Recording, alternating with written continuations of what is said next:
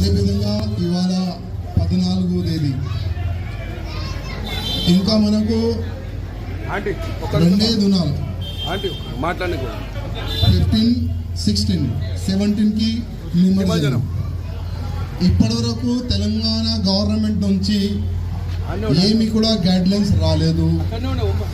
ఈ సంవత్సరం tank bund పైన నిమజ్జనం ఉందా లేదా అది కూడా గవర్నమెంట్ క్లియర్ చేయలేదు.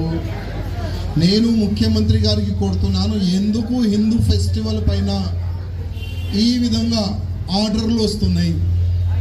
మేము ఇంతకు ముందు కూడా చెప్పినాం, ఇప్పుడు కూడా చెప్తున్నాం, ట్యాంక్ బండ్లో ఉన్న వాటరు తాగే వాటర్ కాదు, టోటల్ పొల్యూటెడ్ వాటర్ ట్యాంక్ బండ్లో ఉన్న వాటరు.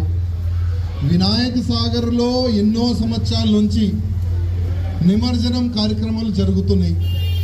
కానీ కొన్ని హిందువులు వ్యతిరేకంగా ఉన్న కొన్ని శక్తులు ప్రత్యేకంగా హిందూ ఫెస్టివల్ పైన టార్గెట్ చేస్తున్నారు.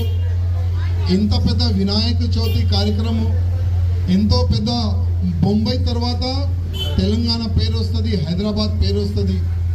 నిమజ్జనం కార్యక్రమం చూడడానికి వేరే వేరే రాష్ట్రం నుంచి కూడా ఇక్కడ గణేష్ భక్తులు వస్తారు. కానీ 2 డేస్ బ్యాలెన్స్ ఉంది. అక్కడ నిమజ్జనం ఎక్కడ చేయాలి ఏంది ఇప్పుడు కూడా గవర్నమెంట్ నుంచి ఏమీ గైడ్లైన్స్ కూడా రాలేదు.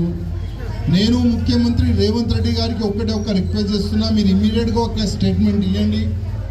మొత్తం తెలంగాణ ప్రజలు ఇవాళ మీ వైపు చూస్తున్నారు, హైదరాబాద్ సికింద్రాబాద్ ప్రజలు ఇవాళ మీ వైపు చూస్తున్నారు, మీ గవర్నమెంట్ వైపు చూస్తుంది.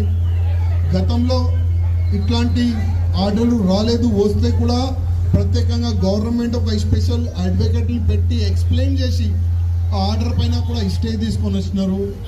కానీ ఇప్పటివరకు ఈ కాంగ్రెస్ గవర్నమెంట్ మరిన్ని ట్రెండింగ్ వీడియోల కోసం న్యూస్ 18 తెలుగు యూట్యూబ్ ఛానల్ను సబ్స్క్రైబ్ చేసుకోండి.